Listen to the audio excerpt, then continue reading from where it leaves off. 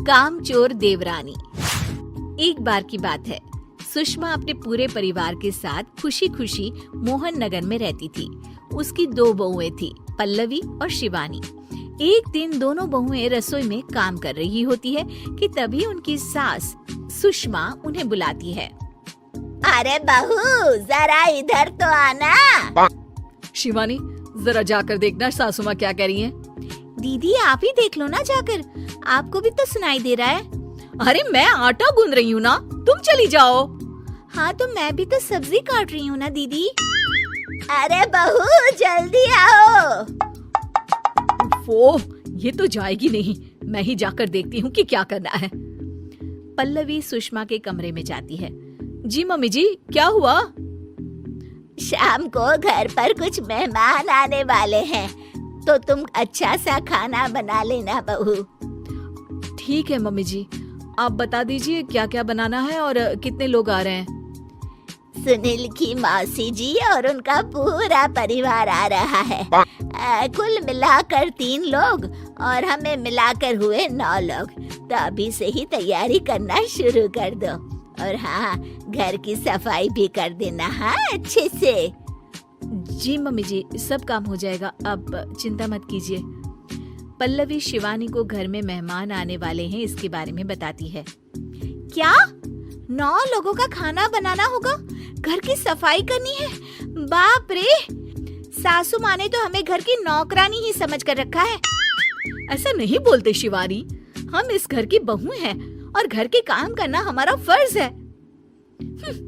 दीदी तो है ही सासू माँ की चमची, जब देखो सासू माँ सासू माँ। मैं तो इतना सारा काम नहीं करने वाली। शिवानी कपड़े लेकर गमला साफ कर रही होती है और चक्कर आने का नाटक करने लगती है।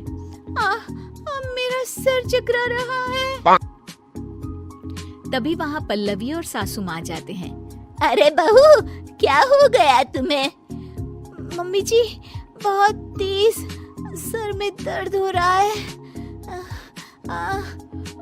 तुम एक काम करो शिवानी, आराम कर लो। नहीं नहीं दीदी, घर में मेहमान आने वाले हैं, मुझे आपकी मदद करनी चाहिए। अरे कोई बात नहीं शिवानी, तुम आराम कर लो, मैं सब काम कर लूंगी। ठीक है दीदी, अगर आप इतना कह रही हैं तो आराम कर लेती हूँ। शिवानी आराम से अपने कमरे में मैगजीन पढ़ रही होती है। इसे कहते हैं आराम की जिंदगी। इतना सारा काम। चलो सारा काम खत्म हो गया, शिवानी को देख आती हूँ। शिवानी अपने कमरे में ईयरफोन में गाने सुनते सुनते सो जाती है और उसके साइड में मैगजीन भी रखी होती है। पल्लवी वहाँ आ जाती है और वो सब देखती है।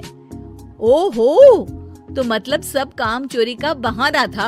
अभी बताती हूँ इसको। घर का सारा काम मुझे करना पड़ा और ये महारानी यहाँ मैगजीन पढ़ रही है, गाने सुन रही है। पल्लवी रसोई से एक प्लेट और चम्मच लेकर आती है और शिवानी को थाली बजाकर उठाने लगती है। शिवानी अचानक से उठती है। उठ गई महारानी, गाने भी सुन लिए, मैगजीन भी पढ़ ली। तुम तो बहुत बड़ी झूठी निकली शिवानी। तुमने सर दर्द का बहाना बनाया ताकि काम करने से बच सको। हाँ बनाया बहाना, तो क्या करती, इतने सारे काम करती। मुझे कोई शौक नहीं है चापलूसी का। क्या चापलूसी? तुम्हें लगता है कि मैं सारे काम चापलूसी के लिए कर रही हूँ? और नहीं तो क्या। तभी वहाँ सासू माँ आ जाती हैं। अरे बहू, वो लोग बस आने ही वाले हैं, तुम तैयारियां कर लो। जी सासू माँ, तुझे तो मैं बाद में देखती हूँ। सब खाना खाने बैठते हैं और खाना शुरू करते हैं। तभी सुनील की मौसी बोलती है। वाह भाई वाह, खाना तो बहुत ही अच्छा बना है सुषमा जी, एक एक चीज में क्या स्वाद है। ये सुनकर शिवानी मुंह बना लेती है। उसे अपनी जेठानी की इतनी तारीफ रास नहीं आती। आपकी बहुएं तो बहुत ही अच्छा खाना बनाती हैं।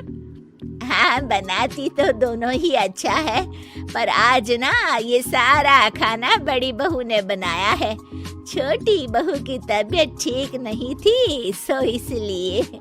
मानना पड़ेगा सुषमा जी, आपकी बड़ी बहू तो बहुत ही गुणवान है। पल्लवी की तारीफ सुनकर शिवानी को जलन होती है। पल्लवी ये सुनकर खुश हो जाती है और शिवानी की तरफ देखकर उसे चिढ़ाती है। कुछ देर बाद मेहमानों के जाने का वक्त हो जाता है। मौसी जी सबके लिए उपहार लाई होती है। वो सबको शगुन के पैसे देती हैं और अंत में पल्लवी के पास आती है।